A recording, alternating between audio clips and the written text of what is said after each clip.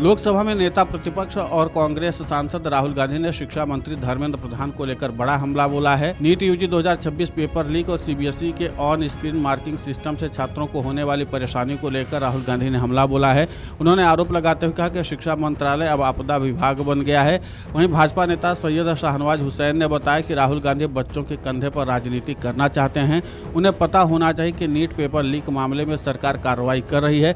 भविष्य में ऐसा न हो, देश के शिक्षा मंत्री इस पर काम कर रहे हैं। इस पूरे मामले पर राहुल गांधी पर निशाना साधते हुए भाजपा नेता सैयद शाहनवाज हुसैन ने और क्या कुछ कहा है, आप खुद सुनिए उन्हीं की जुबानी।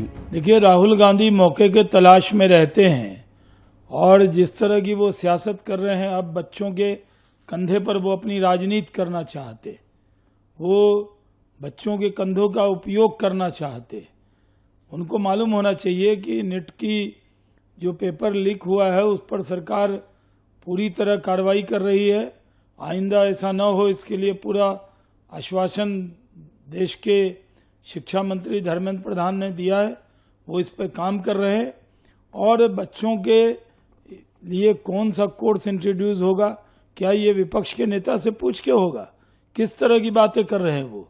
कम से कम छात्रों के कंधे पर राजनीति करना बंद करें राहुल गांधी। वहीं भाजपा नेता आरपी सिंह ने कहा कि राहुल गांधी अशोक गहलोत को भूल जाते हैं कि जिनके 5 साल के कार्यकाल में 10 बार पेपर लीक हुए थे, लेकिन राहुल गांधी ने एक शब्द नहीं कहा। राहुल गांधी आपदा में अवसर ढूंढ रहे हैं और राजनीति कर रहे हैं। उनके पास कोई अच्छा सुझाव हो तो सरकार को दें।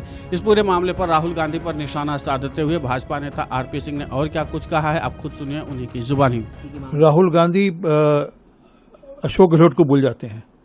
10 बार पेपर लीक हुए थे उनके 5 साल के काल में, और एक बार राहुल गांधी के मुंह से एक फूटा शब्द निकला अशोक गहलोत के बारे में। एक बार नहीं कहा कि तुम इस्तीफा दो। क्या है कि राहुल गांधी आपदा में अवसर ढूंढने के लिए लगे हैं और उसके चलते राजनीति कर रहे हैं। मैं अपेक्षा करता हूं कि वह बच्चों के भविष्य के साथ खिलवाड़ ना करें। वह कोई अच्छा सुझाव हो, कोई कंक्रीट सुझाव हो तो वो सरकार को दे सकते हैं। लेकिन सर सीधा कहा कि क्या कम से कम बच्चों से माफी? वो उसके अलावा उनके पास कुछ और सुझाव भी नहीं हो सकते। मैंने कहा कि कोई अच्छा पॉजिटिव सुझाव हो तो दें, नहीं तो माफी मांगना तो अशोक गहलोत के काल में, जब उनके सबसे प्रिय मुख्यमंत्री, उनके काल में 10 बार पेपर लीक हुए थे, एक बार भी उनके मुंह से एक फूटा शब्द नहीं निकला था।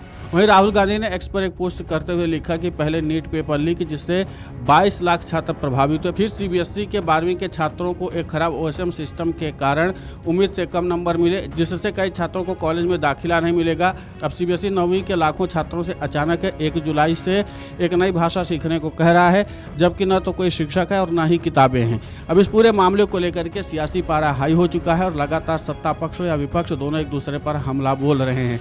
देखना दिलचस्प होगा कि इन सभी मामलों का समाधान क्या निकलता है। Video desk amarujala.com।